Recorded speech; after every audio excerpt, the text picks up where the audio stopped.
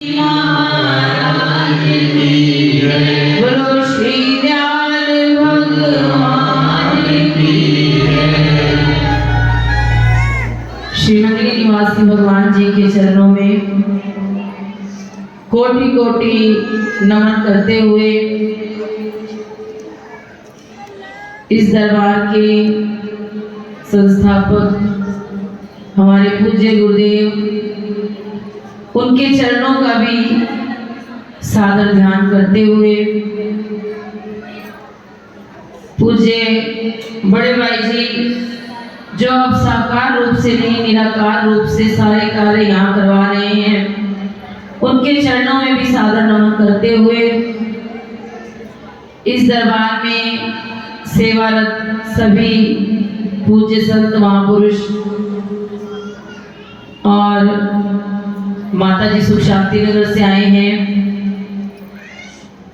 शिवदया स्वरूप आश्रम से भाई जी भी आए हैं, तो सभी के चरणों में सादर नमन करते हुए गुरु महाराज जी के चरणों में बैठी प्यारी साध संगत, आपके हृदय में भी बैठे परमात्मा को मेरा सादर नमन।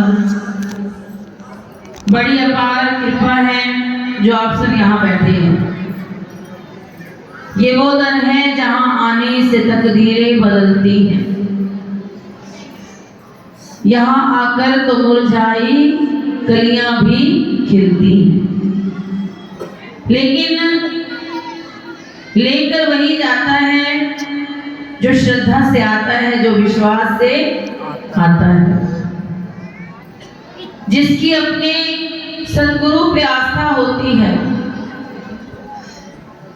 इतना विश्वास होता है कि भ्रम का कोई नाम ही नहीं होता, क्योंकि सद्गुरु तो सेवक के भ्रम को काटते हैं।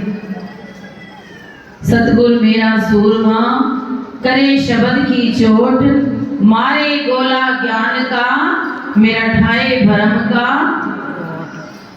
हमारे भ्रमों को दूर करते हैं, और जो यहाँ आकर भी भ्रम में पड़ा रहा तो उसने समझो अपने सतगुरु से कुछ पाया ही नहीं।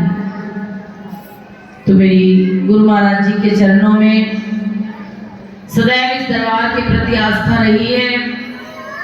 उन्होंने बहुत शुभ संकल्पों से इस दरबार को सींचा है, बहुत ही प्रेम से, बहुत ही अपने स्नेह से।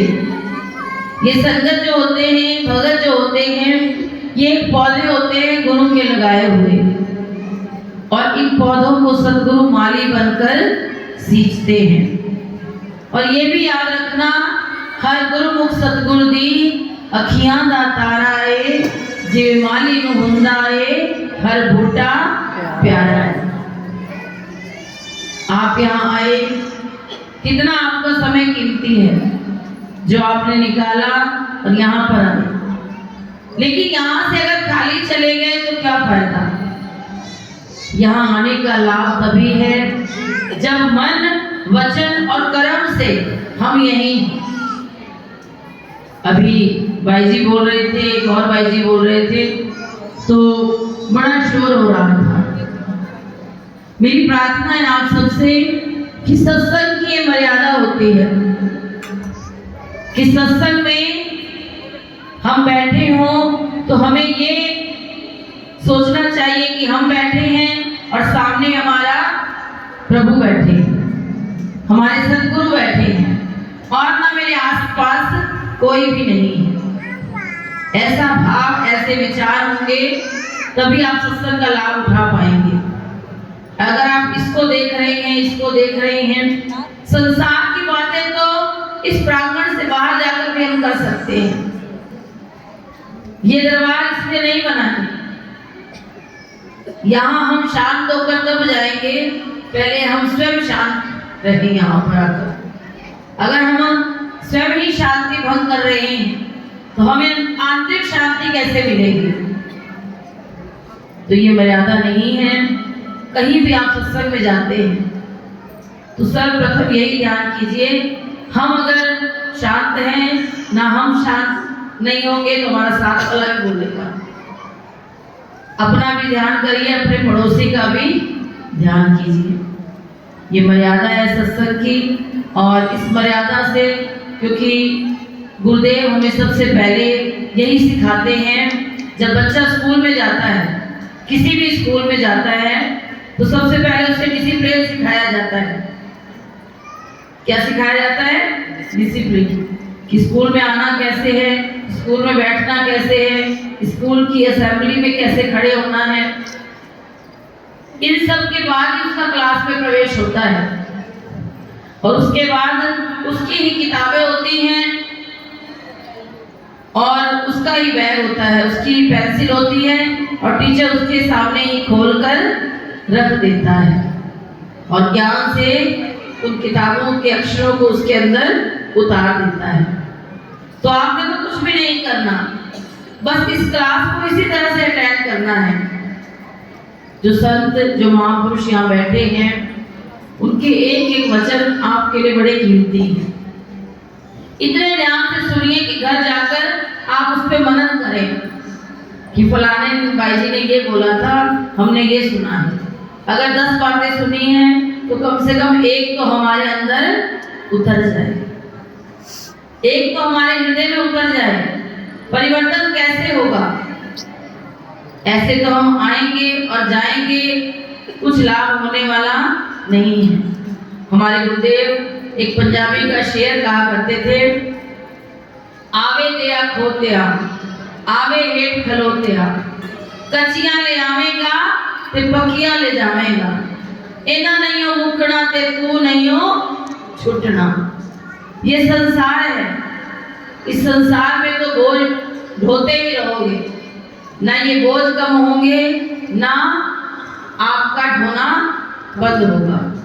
बस हमें स्वयं इस बोझ को नीचे उतारना है, खाली होकर बैठना है यहाँ, ना पीछे का ध्यान करना है। बस गुरु महाराज जी से प्रार्थना करनी है। जो भी प्रार्थना आप अपने मन में लेकर आए हैं, जो भी भाव आप अपने मन में लेकर आए हैं। और सतगुरु तो वो जोरी हैं जो कांच को भी तराश देते हैं, तराशने के लिए चोट भी मारते हैं। जोरी जब एक हीरा बनाता है तो उस हीरे को कई चोट पहुंचाता है, कई तरीके से उसे काटता है, उसे छाटता है, और जब वो हीरा तैयार हो जाता है तो उसकी कीमत बढ़ जाती है। ऐसे ही हमें भी अगर कभी कोई ठोकर लगी, हमें भी तराशा जाए, तो हम घबराएं नहीं, इंतजार करें अपनी कीमत बढ़ने का, कि हमारे सतगुरु ने हमें तराशने के लिए अपने हाथों में लिया है। हमारे लिए यही बहुत बड़ी बात है। आपने अपना बनाया, मेहरबानी आपकी, शीशे को हीरा बनाया, कदरदानी आपकी। इन चरणों से आप लग गए, ये बहुत बड़ा सौभाग्य है। इन चरणों में आप आ गए, ये आपका बहुत बड़ा सौभाग्य है।